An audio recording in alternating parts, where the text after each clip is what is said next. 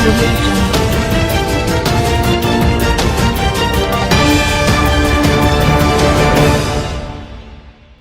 السلام علیکم، آپ دیکھ رہے ہیں کے نیوز چینل. خبر شامل کرتے ہیں سندھ کے شہر سیون شریف سے.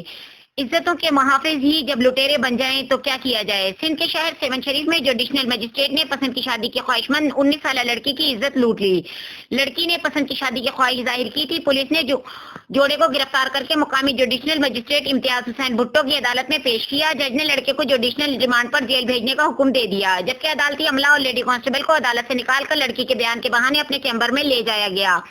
جج نے اپنے چیمبر میں لڑکی کی عصمت دری کی. بتایا جا رہا ہے کہ لڑکی نے باہر آ کر پولیس کو معاملے سے آگاہ کیا اور مقامی ایس ایچ او سے ایس پی کی ہدایت پر لڑکی کے میڈیکل کے لیے اسپتال لے جایا گیا، جہاں زیادتی کی تصدیق ہو گئی. بتایا جا رہا ہے کہ پولیس نے اعلیٰ سطح پر دباؤ جج کے خلاف مقدمہ تو درج نہیں کیا، لیکن سندھ ہائی کورٹ کی چیف جسٹس کو تمام معاملات سے تحریری طور پر آگاہ کر دیا. Chief justice Sindh high court نے معاملے کا نوٹس لیتے ہوئے مس کنڈکٹ الزام میں مجسٹریٹ کو معطل کر دیا. چیف جسٹس نے پولیس کی معاملے کی جامع تحقیقات کی ہدایت جاری کر دی.